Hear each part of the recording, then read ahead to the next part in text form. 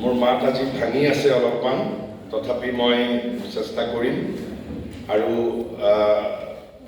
মই ভাবোঁ শ্ৰী এই অৰবিন্দৰ শিক্ষা দৰ্শনৰ কথা তোমালোকৰ চিলেবাছত হয়তো আছে, অলপ অলপ হয়তো আছে, তেনেকুৱা নে নাই? আছে। আৰু আমি ইতিমধ্যে ব্ৰেইন অফ ইণ্ডিয়াত অলপ আলোচনা কৰিছোঁৱেই।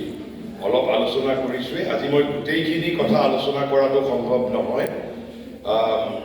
শ্ৰী এই অৰবিন্দৰ ফিলচফিৰ মই যিখিনি কি কথা মই বেছি ব্যাখ্যা নকৰোঁ, মই অলপমান ক'বৰ বাবে মই চেষ্টা কৰিম। কিন্তু প্ৰথমতে আমি জানিব লাগিব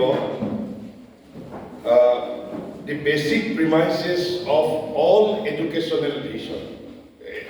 Or what is the basic premises of a educational idea? What should be? Because it is universally admitted that the possibility of an acceleration of what? ত্বৰান্বিত কৰিব লাগে, আমি গতিটো খৰতকীয়া কৰিব লাগে, the possibility of acceleration. আৰু এয়া মই কিৰিট যোশীৰ লেখাৰ পৰা কৈ আছোঁ, কিৰিট যোশীয়ে কোৱা কথা। আৰু তেওঁ যিবোৰ কথা কৈছে এইবোৰ all are based on the Maharishi's vision. So it is universally admitted that the possibility of an acceleration of man's quest of himself, মানুহে নিজৰ বিষয়ে যিটো অন্বেষণ কৰে, man's quest of himself and of the universe. এটা হ'ল জগতৰ অন্বেষণ আৰু এটা হ'ল মানুহৰ নিজৰ বিষয়ে অন্বেষণ। এই দুইটাই হৈছে constitute the basic premises of all education. Whether we admit it or not, this is the highest ideal, basic premises of all education.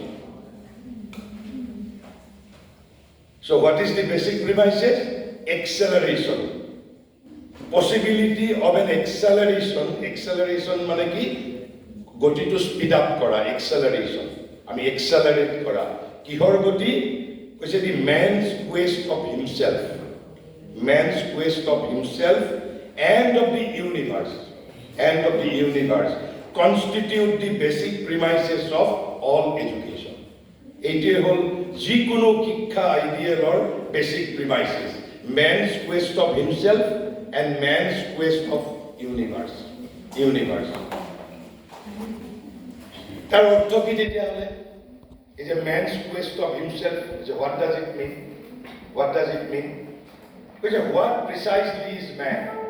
What precisely is man? মানুহ কোন হয়? মানুহ কি? মানুহ কোন? মানুহৰ জীৱন কি? What precisely is man? What is the nature of the universe? And what is the secret formula of equation of man with the universe? So what precisely man is, and what is the nature of the universe, and what is my equation with the universe? মোৰ জগতৰ লগত কি সম্বন্ধ?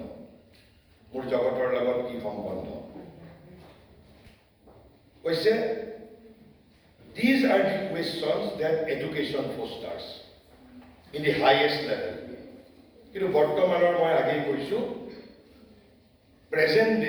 at present universal modern education has been driven or is being influenced by the instrumental value of education. And what is instrumental value of education? When education is pursued as an instrument to accomplish purpose other than educational. And when education is pursued for its own sake, then it is called education is being influenced by intrinsic value of education. And what is intrinsic value? This is the intrinsic value. Man's quest of himself and of the universe. These two constitute the basic premises of education, of all education. Now let us explain. That is to say, what precisely is man, what is the nature of the universe, what is my equation with the universe. These are the questions that education fosters. And it carries forward the accumulated answers from age to age. And আমি কি কৰো যেটো আমাৰ accumulated result, আমি যেটো result পাম প্ৰত্যেক যুগৰ যেটো result আমি এটা যুগৰ পৰা এটা যুগলৈ কঢ়িয়াই লৈ যাম। পহুৱে কঢ়িয়াই লৈ নাযায়, পহুৰ মাজত কনচিয়াছনেছ নাই, পহুৰ মাজত চেতনা নাই। আমি এটা যুগৰ সাধনা আন এটা যুগলৈ কঢ়িয়াই লৈ যাম। বৰ্তমানৰ শাসকে এইবোৰ ইমপ্লিমেণ্ট কৰক বা নকৰক। এখন লাৰ্নিং সোসাইটিৰ কাম হ'ল এই যে what precisely is man, what is the nature of the universe, and what is man's equation with the universe. Education fosters these three questions, basically, basic premises. And what we will do, the accumulated result of this quest will be carried forward from age to age. So what is these challenges before Hikka? Hikkar Pratyahban ki tetia hole? How can they be fostered? This is the question of pedagogy. How we can foster these three basic premises? And by what means can the answer be carried forward at the highest possible speed? I mean, kiman highest possible speed or dara jitu accumulated result আমি এটা যুগৰ পৰা এটা যুগলৈ আমি পোষ্টাৰিটিৰ কাৰণে আমি যাতে ৰাখি থৈ যাব পাৰো এটা যুগৰ পৰা আন এটা যুগলৈ। These constitute the very heart of the problems of the educational process. Evidently, these are very difficult questions. And the teachers or the educationist, in attempting to answer them, assumes great responsibility, not only for his own age, but also for posterity. আজি যদি বৈদিক যুগৰ পৰা যদি বেদৰ জ্ঞান এটা যুগৰ পৰা এটা যুগলৈ যদি এই মানুহে যদি বহন কৰি নানিলেহেঁতেন আমি আজি বেদৰ জ্ঞান কেনেকৈ পালোহেঁতেন। গতিকে এয়াই হ'ল বেচিক প্ৰিমাইচেছ অফ অল education বুলি কোৱা হৈছে। Man's quest of himself and man's quest of the universe. তাৰ বেছি অৰ্থটো কি? What precisely man is, what is the nature of the universe, and what is man's equation with the universe. এই তিনিটাই হ'ল মূল কথা। তাৰপিছত আমি কিৰিট যোশীয়ে কৈছে বৰ্তমান এই যিটো মই ইন্ট্ৰিনসিক ভেলু আৰু ইনষ্ট্ৰুমেণ্টেল ভেলুৰ ওপৰত কথা কৈ আছো, কৈছে দুটা বস্তু ভাৰতবৰ্ষত ইজ বিং মিছআণ্ডাৰষ্টুড। এটা হ'ল যোগা আৰু এটা হ'ল এডুকেশ্যন। আমি যেতিয়া যোগাৰ বিষয়ে যেতিয়া কথা কওঁ আমাৰ মনত প্ৰথম ধাৰণাটো কি? যোগা বুলি যেতিয়া আমি কওঁ, যোগা আমি আসন প্ৰাণায়াম মানে যোগা। যোগা কিয় কৰোঁ? আমি কিহৰ কাৰণে কৰোঁ বাৰু? শৰীৰ ভালে থাকিবৰ কাৰণে কৰোঁ, স্বাস্থ্য ৰক্ষাৰ কাৰণে কৰোঁ, আৰু as a process of therapy আমাৰ বেমাৰ চিকিৎসাৰ বাবে আমি কৰোঁ। তাতকৈ বেলেগ কিবা আইডিয়া কাৰোবাৰ জানো আছে? আমি অকল এই তিনিটা বস্তু বুলিয়েই জানো, কিন্তু এই তিনিটা এটাও যোগ নহয়। আসন আৰু প্ৰাণায়াম যোগৰ দুটা উপায় মাত্ৰ, যোগৰ লক্ষ্য নহয়। যোগৰ লক্ষ্যত উপনীত হোৱাৰ বাবে আৰু বহু যোগ আছে। কিছুমান যোগত আসন প্ৰাণায়ামৰ কোনো প্ৰয়োজনেই নাই, কিন্তু এইটো আসন আৰু প্ৰাণায়ামৰ যিটো যোগ, it is the oldest form of yog, not the latest form of yog, oldest form of যোগ। আৰু এইটো কি যোগা বুলি কোৱা হয়? হঠ যোগা বুলি কোৱা হয়। হঠ যোগাৰ পিছত কোনটো যোগা হৈছিল?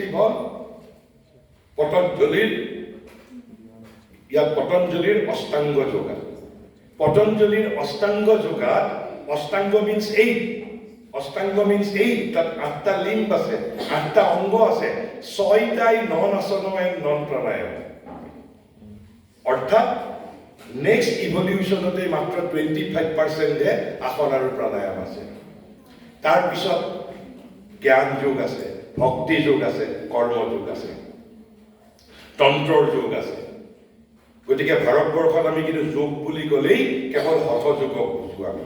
সেইটোৱে কিৰিট যোশীয়ে লিখিছে, কৈছে যে a need to clarify, কৈছে there is at present a need to clarify the meaning and aim of education, just as it is necessary to clarify the meaning and aim of yoga.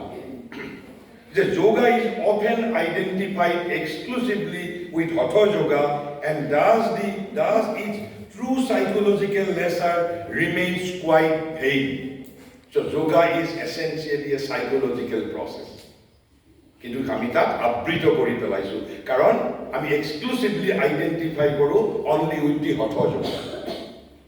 আমি ৰাজযোগৰ কথা নাপাতোঁ, জ্ঞান যোগৰ কথা নাপাতোঁ, ভক্তি যোগৰ কথা নাপাতোঁ, কৰ্মযোগৰ কথা নাপাতোঁ।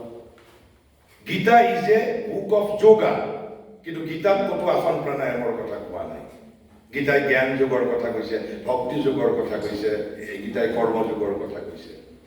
আৰু সেইভাৱে শ্ৰী কিৰিট যোশীয়ে কৈছে যে yoga is often identified exclusively with hatha yoga, and thus its true psychological nature remains quite veiled. Veil মানে কি? আবৃত হৈ আছে। তাৰ যিটো it's a psychological process. So' what is the true definition of yoga? যদি আজিৰ পৰা কোনোবাই যদি সোধে, আৰু মই কিয় কৈছোঁ, শিক্ষাৰ লগত তাৰ এটা সম্বন্ধ আছে কাৰণে কৈ আছোঁ। শ্ৰী অৰবিন্দই কৈছে যে for we mean by this process a methodized effort. যদি কোনোবাই আমাক এতিয়াৰ পৰা সোধে what is yoga, first answer is it is a methodized effort. Methodized effort towards what? Towards self perfection. Towards self-perfection. It's not therapeutical science. It's not therapeutic science. It's not a discipline to keep our bodies. যদিও এইবোৰ তাৰ বাই product হয়। যদি কোনোবাই আসন প্ৰাণায়াম কৰে, আসন প্ৰাণায়াম কৰিলে তাৰ স্বাস্থ্যও ভালে থাকিব আৰু তাৰ পুৰণি বেমাৰো ভাল হ'ব। কিন্তু যেতিয়া আমি স্বাস্থ্য ৰক্ষাৰ কাৰণে যোগাসনক আমি যদি ইউজ কৰোঁ, তেনেহ'লে তাক আমি ফিজিকেল এক্সাৰচাইজ বুলি কওঁ। আৰু যেতিয়া তাক থেৰাপিউটিক চায়েন্স হিচাপে আমি আসন প্ৰাণায়ামক ইউজ কৰিম, then it is not yoga, then it is Ayurveda. Ayurveda is a therapeutic science. But in order to be yogic process, it has to be a psychological process. It has to be a methodized approach towards self-perfection. First thing, towards self-perfection. আমি ইয়াতে দুটা বস্তু পালোঁ। Self-perfection is the agenda, is the aim. And what is the modus operandi? It's a methodized effort. But how? How? Sri Aurobindo says, by the expression of the potentialities latent in the being. Amar অন্তৰৰ ভিতৰত যিমান সম্ভাৱনা অন্তৰ্নিহিত হৈ আছে, এই যে আমি কৈছিলোঁ উই আৰ মাইক্ৰকজম, যিমান শক্তি সম্ভাৱনা যি বস্তুৱে মোৰ ভিতৰত ষ্ট'ৰ আপ হৈ আছে, সেইবোৰক এক্সপ্ৰেছ কৰাৰ it is a methodized effort. আৰু তাৰ ভিতৰত এই ভিতৰৰ শক্তিবোৰ অভিব্যক্ত কৰাৰ বাবে আসনয়ন প্ৰাণায়ামত দুটা উপায় মাত্ৰ। তাত বাহিৰেও non physical intuitive methods R also' দিয়াৰ। জ্ঞান যোগৰ পদ্ধতি বেলেগ, মই সেইবোৰৰ বিষয়ে এতিয়া ক'বলৈ নাযাওঁ। কিন্তু যোগা তেনেহ'লে কি? Methodized effort towards self perfection. How? By the expression of the potentialities latent within the being. আমাৰ ভিতৰত যিটো সম্ভাৱনা অন্তৰ্নিহিত হৈ আছে। কিন্তু ইয়াত তোমালোকৰ মনত এটা হয়তো আচৰিত হৈছে, আমি ক'ৰবাত নিশ্চয় তোমালোকে সুধিছা যোগা মানে ইউনাইটৰ কথা কয়, হয়নে? নে এনে তেনেকুৱা কথা তোমালোকে কোনো শুনা নাই? যোগা মানে ইউনাইট, যে আত্মা পৰমাত্মাৰ লগত ঐক্য সাধনৰ কথাও কোৱা হয় বুলি কোৱা হয়। য়েছ, মহাৰিষে সেইটো কথা লিখিছে, কৈছে this is the highest victory. Self perfection is the normal aim. But highest victory. এই যে methodized effort tour, highest victory কি? কৈছে highest condition of victory in that effort. Highest victory to কি হব? কৈছে এই union. কাৰ লগত union? কাৰ লগত union?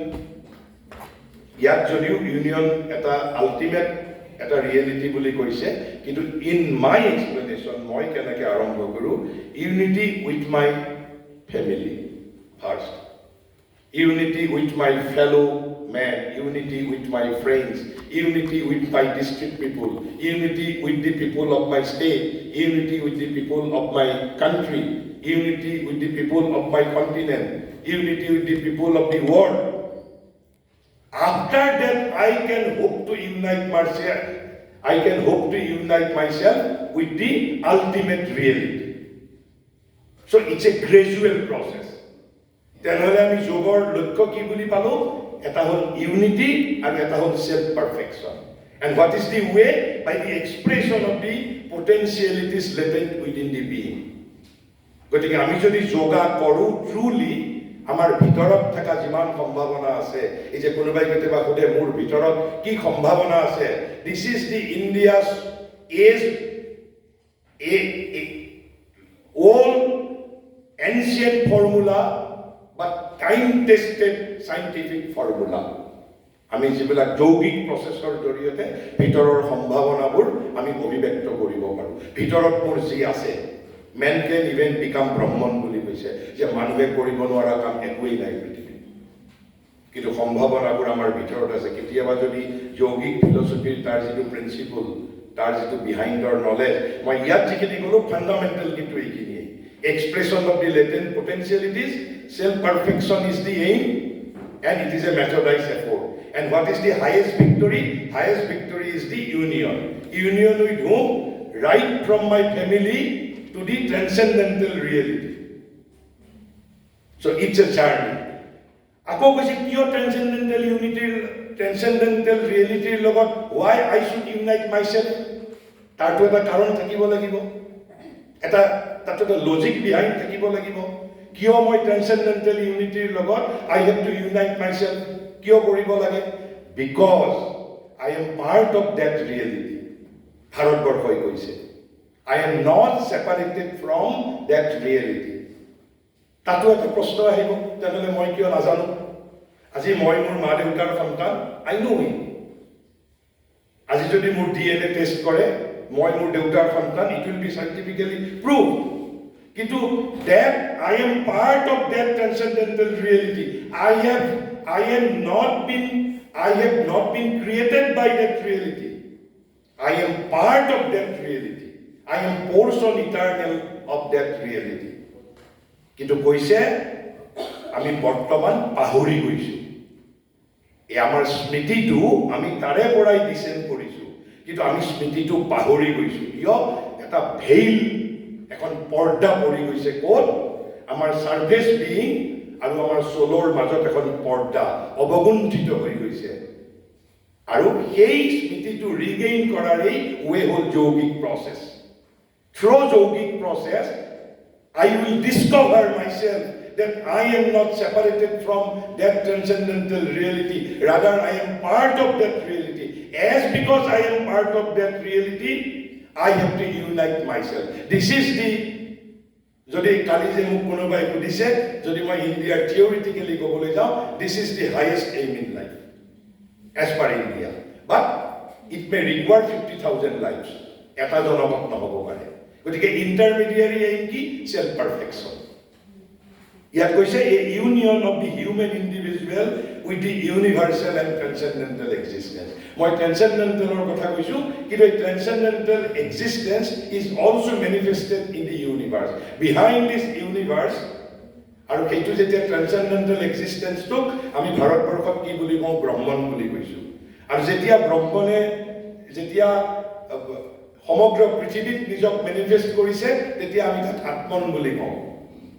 আৰু সেই আত্মনেই যেতিয়া মই হৈছো, সেই আত্মনক তেতিয়া আমি জীৱাত্ম বুলি কওঁ. Difference only in name. So' Brahman in is transcendental existence, Atman in the universe, and jivatma in me. I am the Jivatma. Universe is the universal soul, universal Atman, and it is the Brahman. আমি যি নামেৰে নকওঁ কিয় বিভিন্ন ট্ৰেডিশ্যনত গতিকে যিহেতু as I am part of that transcendental reality, I have to unite myself. According to India, this is the aim in life. আমি তাৰে পৰা আহিছোঁ আকৌ তাৰ লগত আমি নিজক আমি ইউনাইট কৰিব লাগিব কিন্তু এই ইউনাইট কৰাৰো there are so many forms মই এইবিলাকলৈ নাযাওঁ কিন্তু বেছিক কনচেপ্ট হ'ল unity self perfection highest aim হ'ল ইউনিটি আৰু অৰ্ডিনাৰী এইম নহয় সেই ইউনিটিলৈকে যাবৰ বাবে যিটো বেছিক ফাউণ্ডেশ্যন হ'ল সেলফ পাৰফেকশ্যন গতিকে by the expression of the latent potentialities within the being, what we achieve or we realize self-perfection. So yoga is the method I said. So yoga is a psychological process. Tar bisot etia koise shikkha tetia hole ki shikkha ki boli koise tar bisot koise similarly education is often identified with vocational training. Is not it? Education is often identified as vocational training. But vocational training is a different issue, different subject matter altogether, different area. Education is something different and vocational training, though important, is not part of the Shiksha. It has to be dealt separately. Kintu Bartaman Samayot, education has been used as an instrument for vocational training. গতিকে কৈছে similarly education is often identified with vocational training or with some kind of mental culture যদিও এতিয়া mental culture is no longer part of our curriculum প্ৰথম বিশ্বযুদ্ধৰ পিছত moral শিক্ষা mental culture mental capacity বৃদ্ধি এইবোৰ নতুন কিছুমান আইডিয়া আহিছিল কিন্তু last 20 years of last 30 years of এইবোৰ একেবাৰে নোহোৱা হৈ গৈছে এতিয়া only subject and syllabus, tar bisot lecturing, aru hol examination and the evaluation. Ami শিক্ষা বুলি কলে এই তিনটা বস্তুকে বুঝো কিন্তু আজিৰ পৰা 30 বছৰ মান আগলৈকে আৰু বিশেষকৈ প্ৰথম মহাযুদ্ধৰ পিছত নতুন কিছুমান আইডিয়া যেনে মন্টেছৰী ইত্যাদিয়ে কিছুমান নতুন আইডিয়া শিক্ষাৰ ক্ষেত্ৰত দিছিল আৰু সেইবোৰ একেবাৰে গুড ষ্টেপ আছিল কিন্তু লাষ্ট 30 ইয়াৰ্ছত আমি প্ৰগ্ৰেছিভলি সেইবোৰৰ পৰাও নিজক এলিনেট কৰিছো গতিকে কৈছে but its fundamental nature of integral psychological process remains quite vague. তাৰমানে যোগাৰ ক্ষেত্ৰতো psychological process, education is also psychological process. তাৰমানে দুয়োটা জানো একে বস্তু নহয় সেইবাবে লাষ্টত কনক্লুড কৈছে in the right view of yoga and education we find education and yoga are one and identical process বুলি কৈছে similar শব্দ ব্যৱহাৰ কৰা নাই শব্দ ব্যৱহাৰ কৰিছে identical yoga is also a psychological process and education is also a psychological process আৰু সেইভাবে বিবেকানন্দই কি কৈছে যোগাৰ এটা লক্ষ্য কি towards self perfection বিবেকানন্দই শিক্ষা মানে কি কৈছে education is the manifestation of perfection already in man গতিকে আমি এইখিনি কথা প্ৰথম এই দুটা মই ফান্ডামেন্টাল ফিলসফিক্যাল কথা আৰু ইতিমধ্যে আমি idea of শিক্ষা at present কি আমি সেইখিনি কথা আমি কলো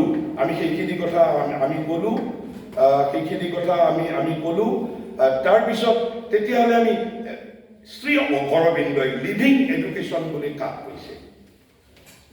এডুকেশ্যন বুলি কাক কৈছে তেতিয়াহলে আমি প্ৰথমতে যদি মই বেসিক ফাউণ্ডেশ্যনৰ কথা কলো quest of man quest of the universe what precisely man is what is the nature of the universe and what is my equation with the universe এই তিনিটাই হল যিকোনো শিক্ষা ব্যৱস্থাৰ বেসিক প্ৰিমাইসেস শ্ৰী অৰবিন্দই কৈছে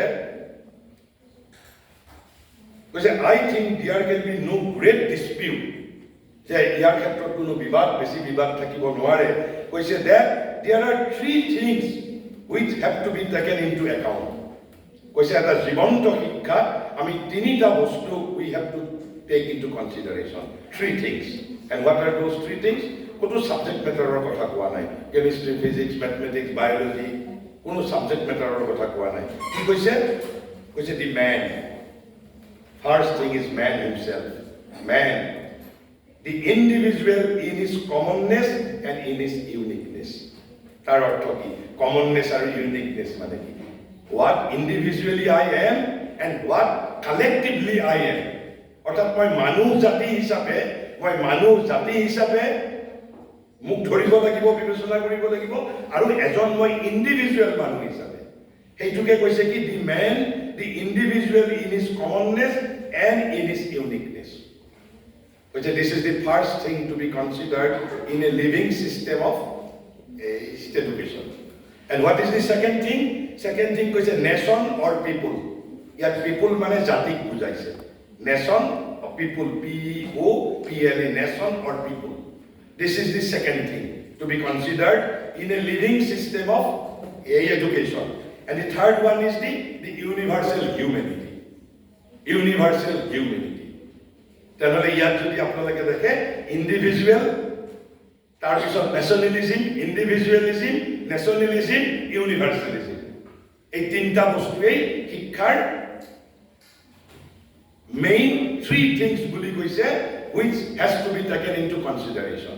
কিন্তু মানুহক কালেক্টিভলিও কনচিডাৰ কৰিব লাগিব, মানুহ জাতি হিচাপে, আৰু তেওঁক ইণ্ডিভিজুৱেলিও কাম কৰিব লাগিব।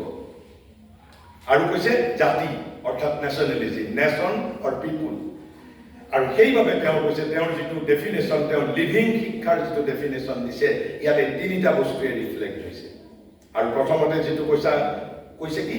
কৈছে it follows that alone will be a true and living education. যে সেই শিক্ষাহে জীৱন্ত আৰু প্ৰকৃত শিক্ষা, which helps to bring out মানে ক'ৰ পৰা? ভিতৰৰ পৰা। কাক হেল্প কৰিব লাগিব? ইণ্ডিভিজুৱেলক, ব্যক্তিক সহায় কৰিব পাৰিব লাগিব।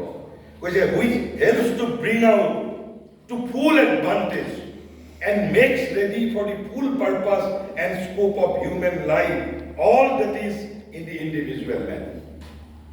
বিবেকানন্দই অকল পাৰফেকশ্যন বুলি কৈছে, শ্ৰী অৰবিন্দই কৈছে all that is in the individual man. মোৰ ভিতৰত যি powers, potentialities, qualities, perfection, scope of my life, what is in me, everything has to be brought out. মোৰ ভিতৰত যি বস্তু আছে, কাৰণ ইয়াত আমি মেন মেকিং শিক্ষাৰ কথা কৈ আছো, নট ছাবজেক্ট অৰিয়েণ্টেড। ছাবজেক্টৰ নলেজ আমি যদি মই এজন ভাল মানুহ গঢ়ি ল'ব পাৰোঁ, কোনোবাই 60 বছৰ বয়সতো শিক্ষাপত্ৰ অধ্যয়ন কৰিব পাৰিব ঘৰত বহি। কোনো স্কুল কলেজত নাহাকৈও পাৰিব, যদি তাৰ ইণ্টেলেকচুৱেল আমি যদি ছুপাৰ ষ্ট্ৰাকচাৰটো তৈয়াৰ কৰি দিব পাৰোঁ। গতিকে তেনেহ'লে কি কৈছে? জীৱন্ত শিক্ষাত প্ৰথমটো তেতিয়াহ'লে কি কৈছে? that alone will be a true and living education which helps to bring out to full advantage, একেবাৰে ফুল এডভান্টেজ হোৱাকৈ তাক বাহিৰত উলিয়াব লাগিব, and makes ready for the full purpose and scope of human life. কালি আমাৰ যিগৰাকী ছাত্ৰী সুধিছিলে, একেবাৰে ঠিক কথা সুধিছিলে, শিক্ষাৰ মাজত মোৰ জীৱনৰ লক্ষ্য, scope of my life, everything has to be included, যিটো বৰ্তমান শিক্ষাত ইনক্লুডেড নহয়। বৰ্তমান শিক্ষা ব্যৱস্থা অনলি ছাবজেক্ট অৰিয়েণ্টেড শিক্ষা। এই শিক্ষাই বিদ্যাৰ্থীৰ প্ৰতি দৃষ্টিপাত নকৰে, বিষয়ৰ প্ৰতি দৃষ্টিপাত কৰে, বিদ্যাৰ্থীৰ প্ৰতি দৃষ্টিপাত নকৰে। This education is not student oriented, it is subject oriented, আৰু বহু ক্ষেত্ৰতো টিচাৰ oriented। মই ইয়াত শিক্ষক নাই কাৰণে কৈছোঁ, বহু ক্ষেত্ৰত শিক্ষকৰ কি চেলাৰী হ'ব, কি হ'ব, কিন্তু এই যে ছাত্ৰ ছাত্ৰী যে প্ৰত্যেকৰে ভিতৰত সম্ভাৱনা আছে, আৰু সেইবাবেই আমি কি হওঁ, আমি এটা কোনোবাই ছচিয়লজি পঢ়িছে, কোনোবাই পলিটিকেল চায়েন্স পঢ়িছে, but without expressing his qualities within, without the expression of his potentialities within, without the expression of his power within, আৰু তাৰপিছত আমি কি হওঁ, মই যদি শব্দটো কওঁ, আমি একেবাৰে ব্ৰইলাৰ চিকেন লৈ পেলাই ওলাই যাওঁ, আমি থিয় হ'ব নোৱাৰোঁ। মোক যদি মন্ত্ৰী MLA চাকৰি নিদিয়ে, I just can't survive, because মই যাদৱ পায়েং হ'ব মই সাহস কৰিব নোৱাৰোঁ। কাৰণ যাদৱ পায়েং হ'ব লাগিলে power has to be expressed, potentialities has to be expressed. More quality has to be expressed. কাৰণ কিবা এটা কাম কৰিব লাগিলে পাৱাৰ লাগিব, এনাৰ্জি লাগিব, কোৱালিটি লাগিব। আমাৰ শিক্ষা ব্যৱস্থা এইবোৰৰ লগত কোনো সম্বন্ধ নাই। কৈছে তুমি, মই যদি কওঁ এটা ভাল মেটাফৰ দি কওঁ, আৰু কি আমি শিক্ষা ব্যৱস্থাত পঢ়িম, কি ছাবজেক্ট পঢ়িম? এদিন ইয়াতে ইষ্ট ইণ্ডিয়া কোম্পানী আহিছে, আহি কি ক'লে, তেতিয়া ইষ্ট ইণ্ডিয়া কোম্পানীত কিহৰ প্ৰয়োজন আছিল? কেৰাণীৰ প্ৰয়োজন আছিল, কেৰাণীৰ প্ৰয়োজন আছিল। ইষ্ট ইণ্ডিয়া কোম্পানীয়ে কি কৰিলে? কিছুমান কাৰখানা খুলি দিলে কেৰাণী সৃষ্টি কৰাৰ বাবে। কাৰখানাবোৰৰ নাম দিলে বিশ্ববিদ্যালয়, আৰু তাৰপিছত কেৰাণী সৃষ্টি কৰি দিলে, কাৰণ তেওঁলোকক কেৰাণীৰ প্ৰয়োজন আছিল। আধুনিক জাৰ্মানে ক'লে আমাক এইবোৰ সাহিত্য, সংগীত এইবোৰৰ শিক্ষা নালাগে, আমাক কি লাগে? আমি যিহেতু সাম্ৰাজ্যবাদী, আমাক ইম্পেৰিয়েলিজিমৰ নলেজ লাগে। কেনেকৈ আমি আমাৰ সাম্ৰাজ্য আমি আমাৰ কায়েম ৰাখিব পাৰোঁ। আধুনিক ইংলেণ্ডে ক'লে আমাক সাহিত্যও নালাগে, একো নালাগে, আমাক কেৱল মাত্ৰ ফিজিক্সৰ নলেজ লাগে। কাৰণ জগতত যদি বাচি টিকি থাকিব লাগে, তেনেহ'লে আমাক বাৰুদ গুলি লাগিব। সেইবাবে আমাক কি কৈছে? পদাৰ্থ বিজ্ঞান লাগিব। গতিকে এনেকৈ সময়ে সময়ে আমাৰ যিটো সাৰ্ফেচ এক্সিষ্টেঞ্চৰ নেচেচিটি লৈ আমাক কেতিয়াবা কৈছে তুমি ছচিয়লজি পঢ়া, কেতিয়াবা কৈছে কেমিষ্ট্ৰি পঢ়া, কেতিয়াবা কৈছে ইনফৰমেশ্যন টেকনলজি পঢ়া। সেইটোতো স্কিল ডেভেলপমেণ্টৰ কথা। কিন্তু মই শিক্ষা বুলি মই শিক্ষিত হোৱাৰ যিটো প্ৰশ্ন, এই ভোকেশ্যনেল ট্ৰেইনিঙৰ পৰা সেইটোক মই বাদ দিব লাগিব। আৰু আনকি তোমালোকে এবাৰ কল্পনা কৰা, ভাৰতীয় এটা শব্দত আছে, এটা স্বৰাট বুলি কয় আৰু এটা সম্ৰাট বুলি কয়। সম্ৰাট আৰু স্বৰাট ইণ্ডিয়ান নলেজৰ এইটো ইম্পৰ্টেণ্ট নলেজ। কৈছে যিজন ব্যক্তিয়ে কাক স্বৰাট বুলি ক'ব, যিজনে নিজৰ ভিতৰৰ সকলো গুণ বিকশিত কৰিছে, ভিতৰত থকা শক্তিবিলাক বিকশিত কৰিছে, নিজৰ সম্ভাৱনাৰ সৈতে পৰিচিত হৈছে, নিজৰ জীৱনৰ লক্ষ্যৰ লগত পৰিচিত হৈছে, সেই মানুহজন স্বৰাট। আৰু হি কেন অনলি বি সম্ৰাট, আৰু বাকীবিলাক চাৰ্ভেণ্ট। আমি যে চাকৰি কৰিছোঁ, মই যদি চাকৰিও কৰোঁ, মোক যাতে এমপ্লয়াৰে কোলাবৰেটৰ হিচাপে লয়, নট এজ চাৰ্ভেণ্ট। কিন্তু আই কেনট কোলাবৰেট, কাৰণ মই স্কিল ডেভেলপ কৰা নাই। মই ইয়াতে অশিক্ষিত ৰামকৃষ্ণ পৰমহংসৰ এটা কি কৈছে পেৰাবল, আধুনিক শিক্ষাক তেওঁ কি ধৰণে কটাক্ষ কৰিছে। Ramakrishna was an illiterate saint, illiterate. তেওঁ আনকি নিজৰ বাংলাও নিজৰ মাতৃভাষাও ক'ব পৰা নাছিল।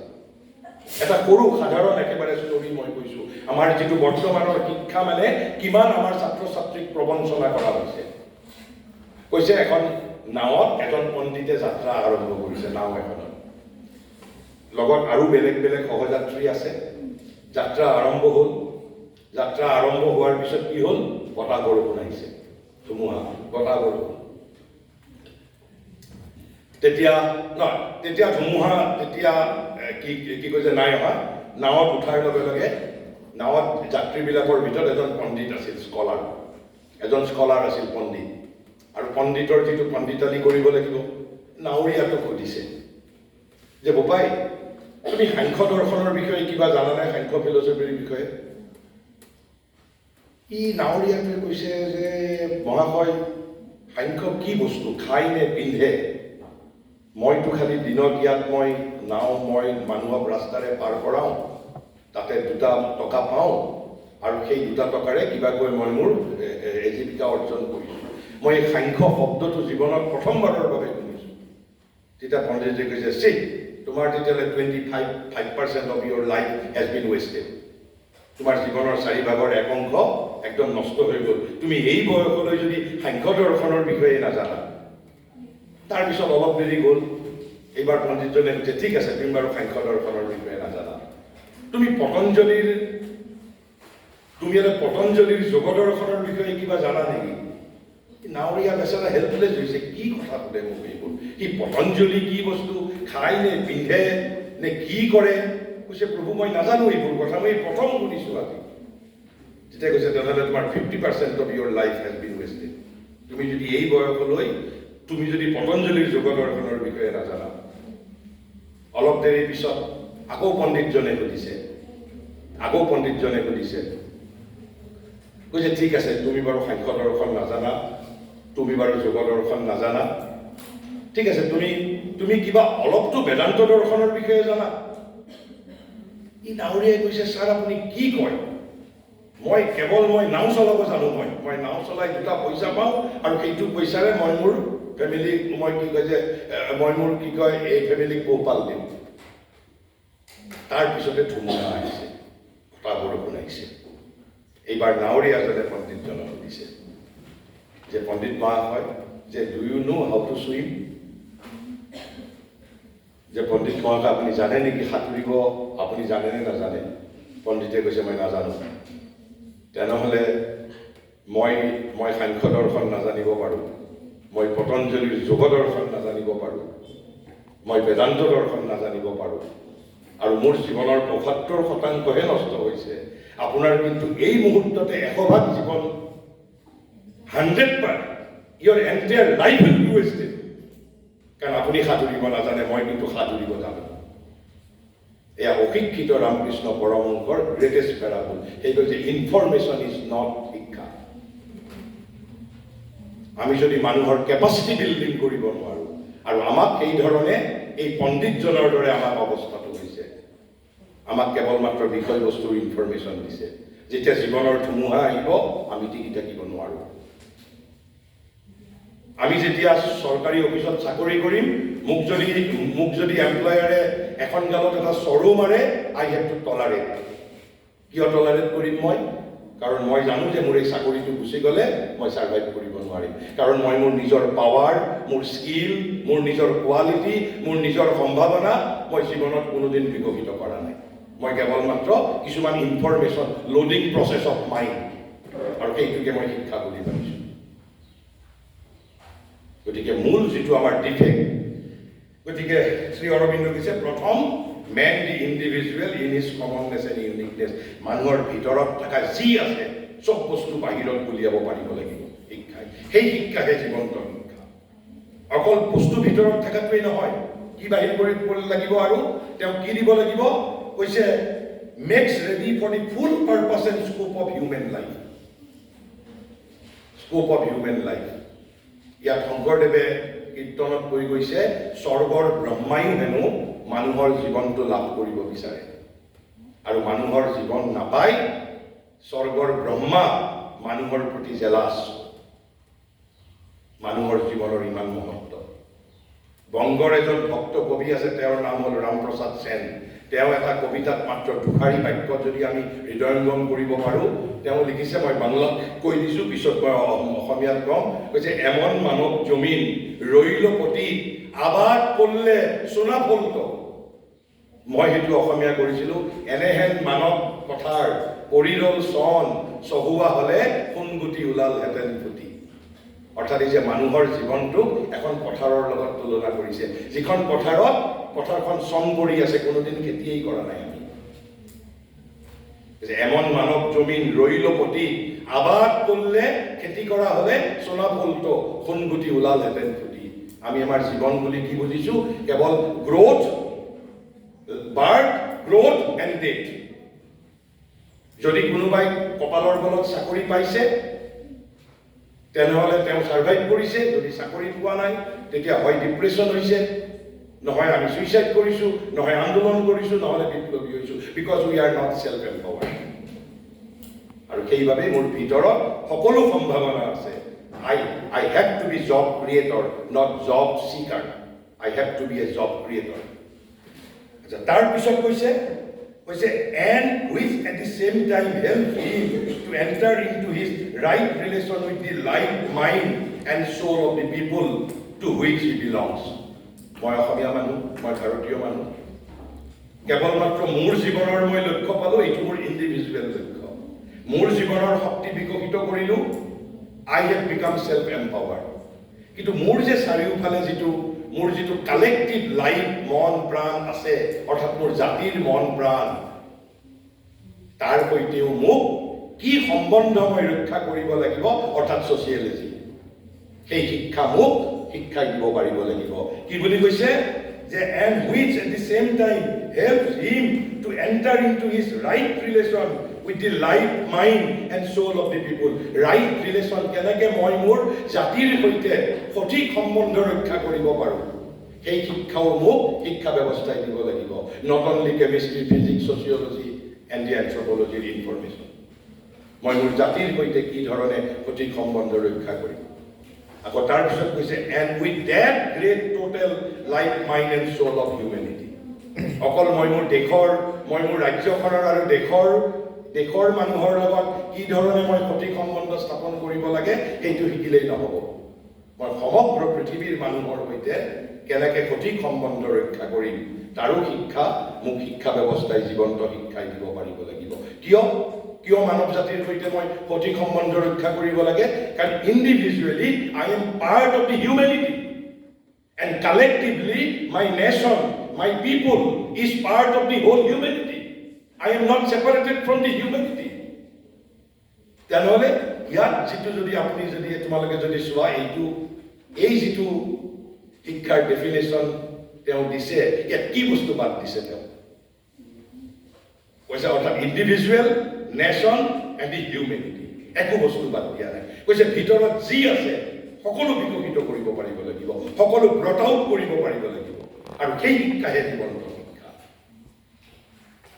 তাৰপিছত তেনেহ'লে অবজেক্ট অফ শিক্ষা কি তেনেহ'লে শিক্ষাৰ অবজেক্ট কি আমিতো এইটো জীৱন্ত শিক্ষা কি ক'লোঁ কিন্তু শিক্ষাৰ অবজেক্ট কি তেওঁ কৈছে এই যে আমি এইখিনি কথাই এই তিনিটা কথাই অলপ বেলেগ ধৰণে এতিয়া ইয়াতে কৈছে এই তিনিটা কথাই গতিকে মই ইমান ব্যাখ্যা নকৰোঁ এই যি তিনিটা কথাই কৈছে অৰ্থাৎ কৈছে it may be disputed whether this is a true account of the human or the national being অৰ্থাৎ তাৰ আগত তেওঁ মই সেইখিনি ক'বলৈ নাযাওঁ ভাৰতীয় দৃষ্টিত মানুহৰ ধাৰণাটো কি ভাৰতীয় দৃষ্টিত জাতিৰ ধাৰণা কি আৰু ভাৰতীয় দৃষ্টিত হিউমেনিটিৰ ধাৰণা কি সেই বিষয়ে তেওঁ প্ৰথমতে কৈ লৈছে আৰু কৈ লৈ তেওঁ কৈছে ইট মে বি ডিছপিউটেড যে মই যিটো মানুহৰ ধাৰণা দিলোঁ মই যিটো জাতিৰ ধাৰণা দিলোঁ মই যিটো মানৱ জাতিৰ ধাৰণা দিলোঁ এইটোক লৈ কোনোবাই হয়তো বিবাদ কৰিব পাৰে কোনোবাই হয়তো মোৰ যিটো ব্যাখ্যা সেইটো মানি নল'বও পাৰে কিন্তু কৈছে but if it is once admitted যদি আমি মানি লওঁ আৰু তেওঁ মূলতে কি বুলি কৈছে ভাৰতবৰ্ষত কৈছে মানুহ কোন কৈছে power of the eternal truth a living power of the eternal truth শাশ্বত শক্তিৰ এটা শাশ্বত living power of the eternal truth শাশ্বত সত্যৰ জীৱন্ত শক্তি এই শাশ্বত সত্য মানে হ'ল যিটো আমি ট্ৰেন্সেণ্ডেণ্টেল ৰিয়েলিটি বুলি কৈছোঁ তাৰ এটা লিভিং পাৱাৰ আৰু শ্ৰী অৰবিন্দই কৈছে মোৰ জাতিও living power of the eternal truth জাতিও এটা সোল মানুহ যেনেকৈ এটা সোল তেনেকৈ জাতিও এটা সোল কেৱল জাতি আৰু মানুহৰ মাজত কি পাৰ্থক্য জাতি হ'ল কালেক্টিভ সোল আৰু মানুহ হ'ল ইণ্ডিভিজুৱেল সোল আৰু কালেক্টিভ সোল কাৰণ জগতত ভগৱানৰ বাহিৰে আৰু কাৰোৰেই অস্তিত্ব নাই বুলি ভাৰতবৰ্ষই বিশ্বাস কৰে এইটো হ'ল আমাৰ কনচেপ্ট কিন্তু কৈছে কোনোবাই এইটো ডিছপিউট কৰিব পাৰে কিন্তু যদি ডিছপিউট নকৰোঁ তেতিয়া তেওঁ কৈছে এই যে আমাৰ যিটো আত্মা আমাৰ ভিতৰত যিটো আত্মা আছে কৈছে এই আত্মাটোৱে কেনেকৈ কাম কৰিব পাৰে ক'ত in the mind and body of the individual and the nation এই যে মই ক'লোঁ জাতিটোও এটা সমষ্টি আত্মা আৰু মানুহ এটা ইণ্ডিভিজুৱেল আত্মা তেনেহ'লে জাতিৰো মন প্ৰাণ আছে আৰু ব্যক্তিৰো মন প্ৰাণ আছে মন প্ৰাণ শৰীৰৰ মাজত আত্মাই কেনেকৈ কাম কৰিব পাৰে আৰু জাতিৰো মন প্ৰাণ শৰীৰৰ মাজত আত্মাই কেনেকৈ কাম কৰিব পাৰে সেইটোক ফেচিলিটেট কৰাটোৱেই শিক্ষাৰ উদ্দেশ্য সেইটোক ফেচিলিটেট কৰাটোৱেই শিক্ষাৰ এটা কি কয় উদ্দেশ্য তাৰপিছত আমি বাকীখিনি আগত আমি পঢ়িছোঁ আমি যিটো আমি প্ৰথম দিনাই ব্ৰেইন অফ ইণ্ডিয়াত তেওঁ কোৱা কথাখিনি মই আকৌ নতুনকৈ মই নকওঁ তেওঁ কি কৈছে যে information is not the foundations of intelligence সেইটো বিবেকানন্দইও কৈছে আকৌ তেওঁ কৈছে যে যিটো শিক্ষা which confines only to imparting knowledge is not a শিক্ষা কিয় বুলি কৈছে শিক্ষা বুলি ক'লে কোনটোক বুজিছে কৈছে development of the faculties of knowledge and the development of the instrument of knowledge আমি যিটো বৃত্তিৰ জৰিয়তে যিটো পাৱাৰৰ জৰিয়তে মই জ্ঞান অৰ্জন কৰিম সেই পাৱাৰটোৰ ডেভেলপমেণ্টৰ ওপৰতে তেওঁ বেছি গুৰুত্ব দিছে আৰু কোনটো দিছে psychology of man and psychology of the nation has to be taken into consideration. আমি সেইটো কিদিনাখন ব্ৰেইন অফ ইণ্ডিয়া আমি যেতিয়া আলোচনা কৰিছিলোঁ তেতিয়া আমি কৈছোঁ তেনেহ'লে তাৰপিছত তেওঁ কৈছে চেণ্ট্ৰেল এইমটো কি চেণ্ট্ৰেল এইমটো তেওঁ কি বুলি কৈছে চেণ্ট্ৰেল এইমটোৰ বিষয়ে কৈ মই কেইটামান চামাৰী পইণ্ট 15টামান তেওঁৰ গোটেই কথাখিনি চামাৰী কৰিবলৈ গ'লে আমি চামাৰী পইণ্ট ক'ম তেতিয়াহ'লে কৈছে যে which is about the acquiring of various kinds of information. Now, altogether, Vivekananda is like information is not শিক্ষা বুলি কৈছে Sri Aurobindo into information to as auxiliary role. Now, we to recognize কৰা নাই খালি কৈছে it is not the central purpose of the শিক্ষা কি বুলি কৈছে but the acquiring of various kinds of information is only one and not the chief of the means and necessities of education. Tenole chief aim to ki koise its central aim shikkar central aim ki its central aim is the building of the powers of human mind and soul. Building of the powers of the human mind and soul. Mor monor shaktik bridhi koribo lagibo atmar shaktik bridhi koribo paribo lagibo আৰু তাৰ পিছত মই যিকোনো subject at my will I will learn যিকোনো information মই ল'ম মই ইয়াৰ next ছেশ্যনত বিবেকানন্দৰ মই 2-4টা তেওঁ কি কৈছিল মই বাৰু ক'ম কৈছে it central aim is the building of the powers of the human mind and spirit first কথা ক'লে সেইটো তাৰপিছত কৈছে it is the formation as I would prefer to view it the evoking of knowledge প্ৰথম কি ক'লে কৈছে building of the human mind and spirit first purpose বুলি কৈছে প্ৰধান কাম আৰু ছেকেণ্ডাৰী ইনফৰমেশ্যনৰ এজ ছাপৰ্ট তাৰ এটা ৰোল থাকিব পাৰে এজ ষ্টাৰ্টিং পইণ্ট আমি প্ৰথম দিনাই আলোচনা কৰিছিলোঁ এজ ষ্টাৰ্টিং পইণ্ট তাত এটা ইনফৰমেশ্যনৰ এটা ইনফৰমেশ্যন টেক্সট বুকৰ এটা ষ্টাৰ্টিং পইণ্ট হিচাপে ৰোল থাকিব পাৰে but it's not the central aim and the purpose of education system. Tenole kole ki the building of the powers of the human mind and spirit. It is the formation, as I would prefer to view it, the evoking of knowledge, acquiring of knowledge. Why?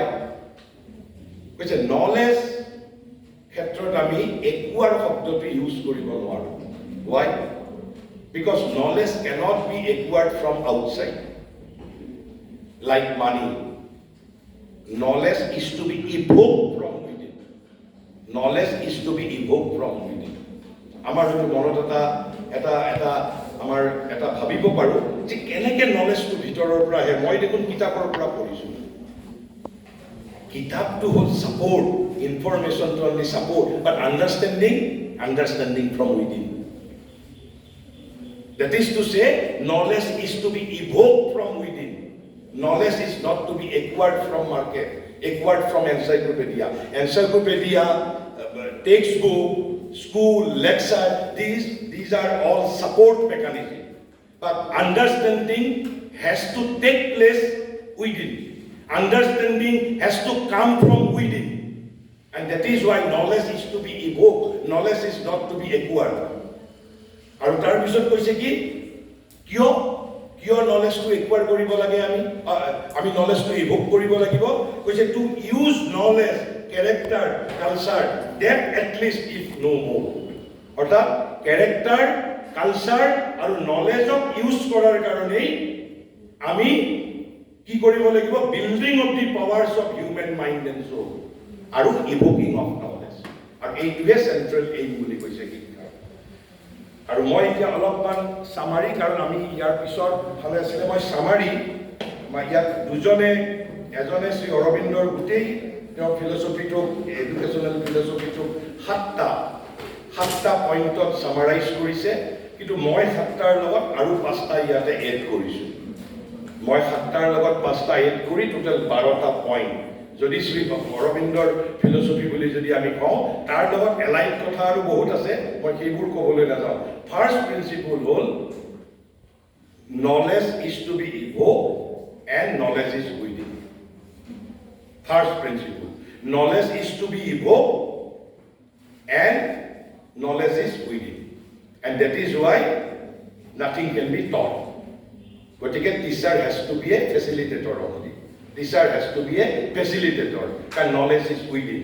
Number 1. Number 2, which perfection is within.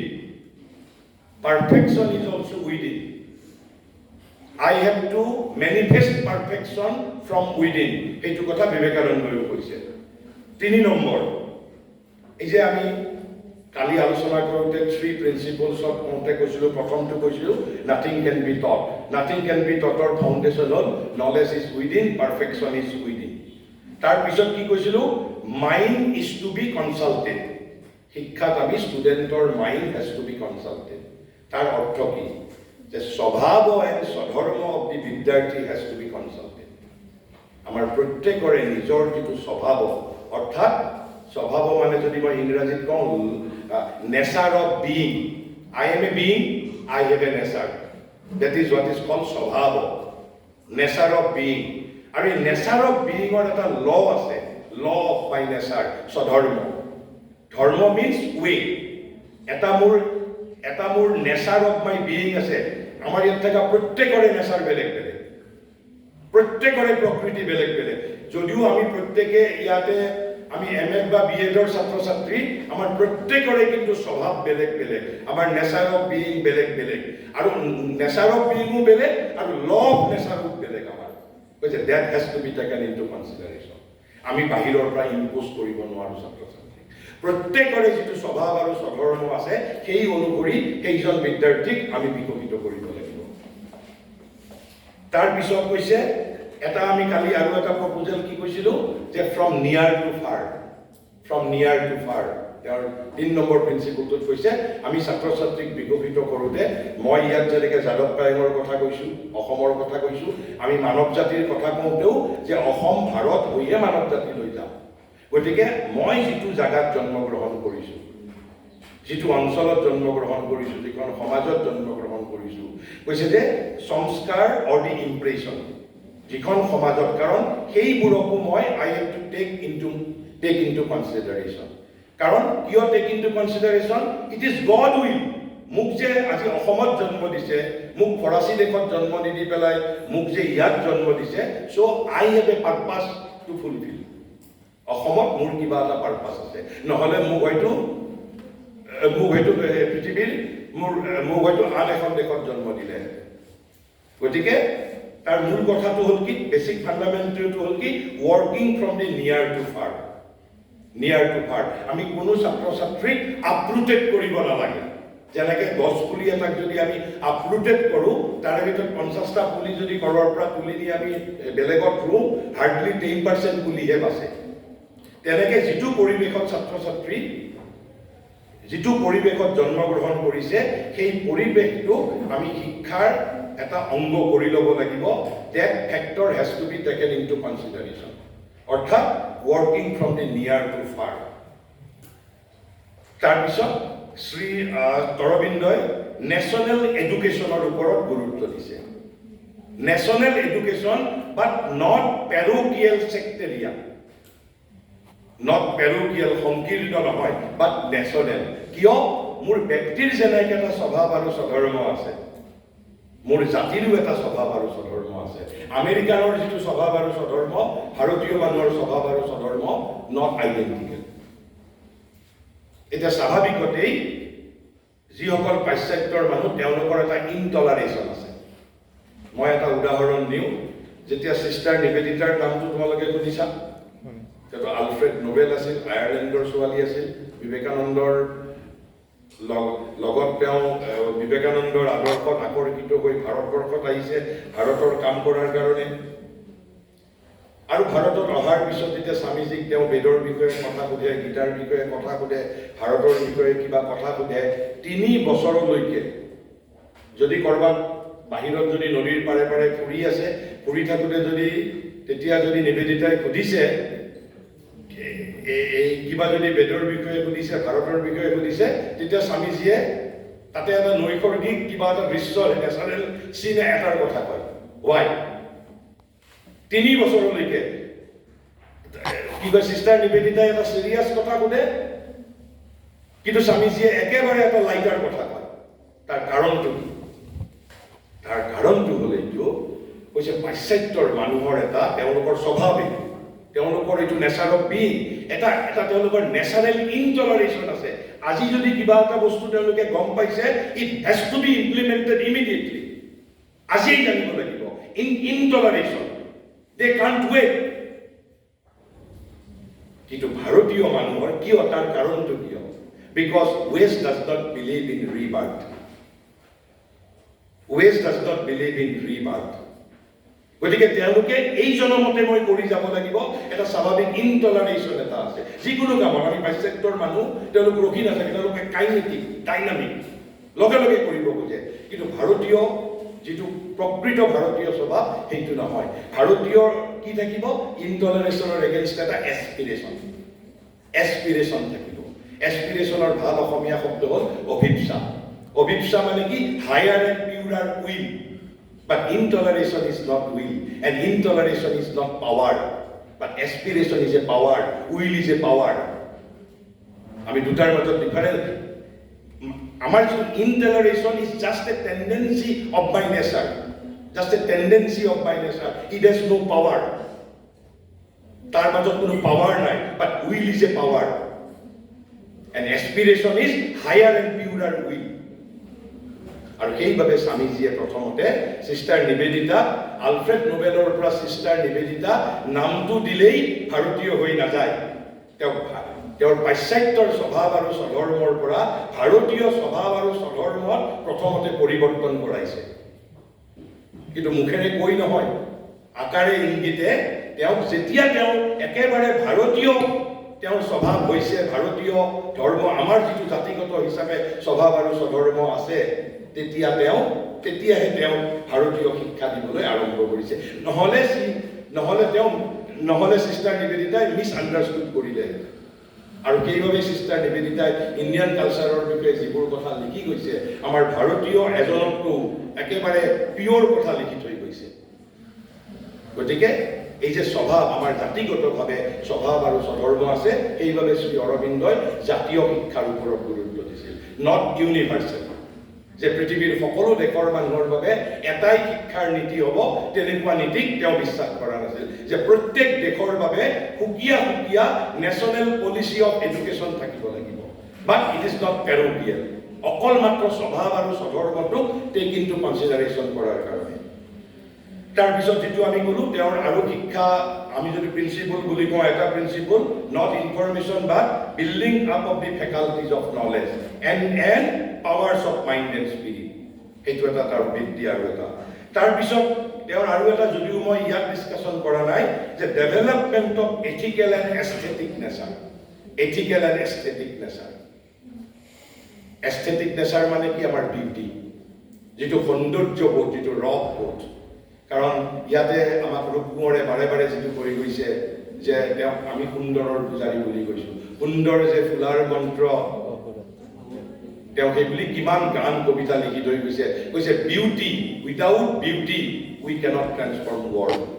এই কৈছে aesthetic, যিটো আমাৰ সৌন্দৰ্যবোধ, ৰসবোধ। পশুৰ সৌন্দৰ্যবোধ নাথাকে, পশুৰ ৰসবোধ নাথাকে। অকল নীতিবোধেই নহয়, আমাৰ সৌন্দৰ্যবোধ আৰু ৰসবোধ আমি সেইবোৰ বহুত লষ্ট কৰিছোঁ। যেনেকৈ আজিকালি ল'ৰা ছোৱালীয়ে, আমি যেনেকৈ আমাৰ জেনেৰেশ্যনত আমি এতিয়াও বৰগীত বা যদি জ্যোতি সংগীত এটা শুনো, মোক যিটো আকৰ্ষণ কৰে, আই কেন এপ্ৰিচিয়েট।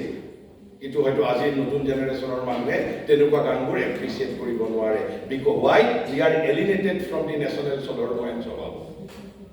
চিষ্টেমেটিকেলি আমাক আমাৰ জাতীয় স্বভাৱ আৰু স্বধৰ্মৰ পৰা, সেই ব্ৰিটিছৰ দিনৰ পৰা আৰম্ভ কৰি আমাক এলিনেটেড কৰাৰ এটা কনস্পিৰেচি চলি আছে। আৰু সেইবাবে জাতীয় শিক্ষাৰ পোষকতা কৰিছে। আৰু সেইবাবে কৈছে, মানুহক যদি আমি মানুহ কৰিব খুজিছোঁ, তেনেহ'লে এথিকেল আৰু এস্থেটিক ফেকাল্টিটো তাৰ আমি ডেভেলপ কৰিব পাৰিব লাগিব, নট দি ছাবজেক্ট এলোন। তাৰপিছত কৈছে কি? কৈছে psychology of the race and knowledge of men, এইটো গুৰুত্ব দিব লাগিব।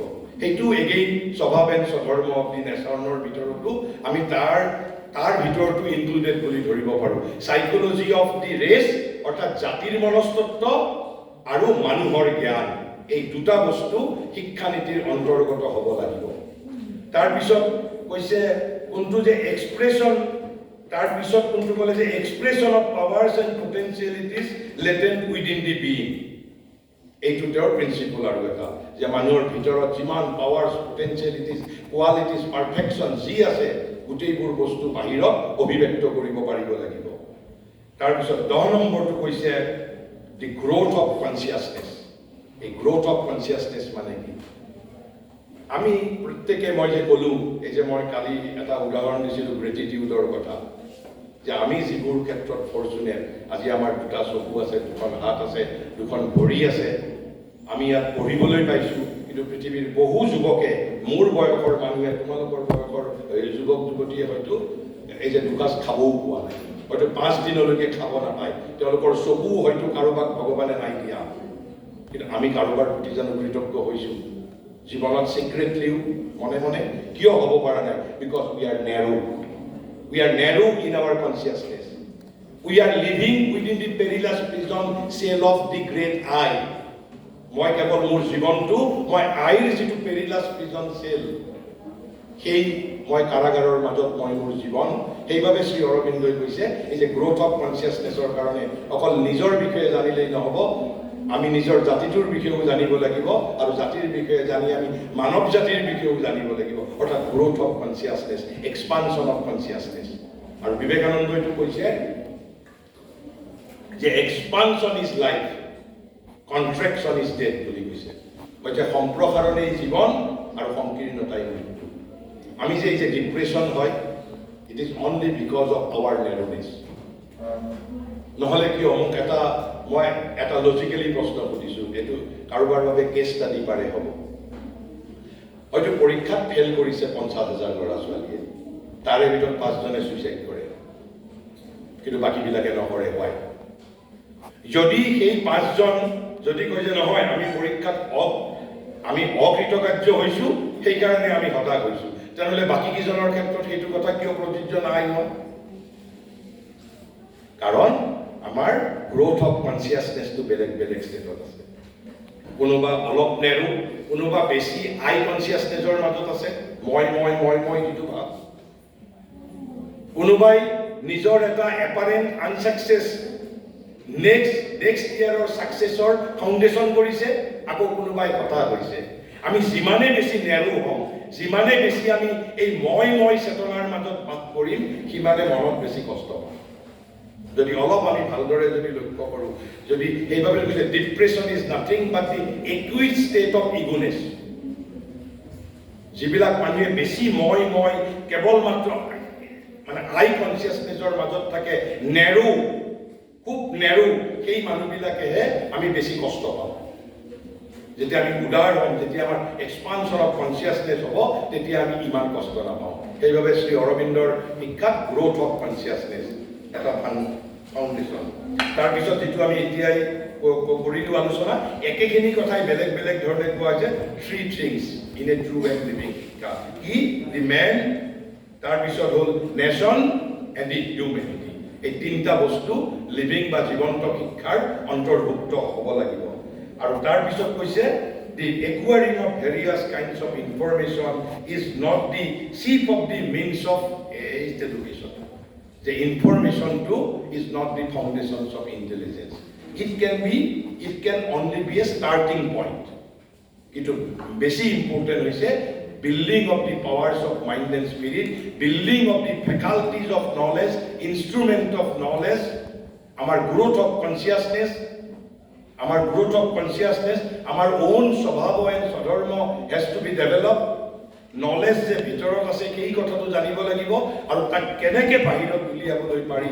কিন্তু একজেক্ট পেডাগজিৰ বিষয়ে মই ব্ৰেইন অফ ইণ্ডিয়াৰ সিদিনা মই খালি মাত্ৰ অলপ আভাস দিছিলোঁ মাত্ৰ, যে আমি এনাৰ্জি আমাক লাগিব, আৰু সেই এনাৰ্জি আমাৰ ভিতৰত আছে, আৰু সেই এনাৰ্জি কেনেকৈ আমি বাহিৰত অভিব্যক্ত কৰিম। ভাৰতবৰ্ষত বহুত ডিচিপ্লিন আছে, মই এটা ৰাফলি শ্ৰী অৰবিন্দৰ দৰ্শনৰ বিষয়ে এইখিনি কথা ক'লোঁ আৰু এইখিনি কথাৰেই বহুখিনি বিবেকানন্দৰ লগত প্ৰায় একেই যিখিনি কথা কোৱা হৈছে বিবেকানন্দৰ যিটো দৰ্শনৰ লগত শ্ৰী অৰবিন্দৰ দৰ্শনৰ মষ্টলি একেই অলপ কোৱাৰ ধৰণটো বেলেগ হ'ব পাৰে কিন্তু শ্ৰী অৰবিন্দৰ আৰু কিছুমান হায়াৰ এইম আছে যিটো মই ইয়াত আলোচনা কৰাৰ প্ৰয়োজন অনুভৱ কৰা নাই। And with this, I want to conclude here. Thank you.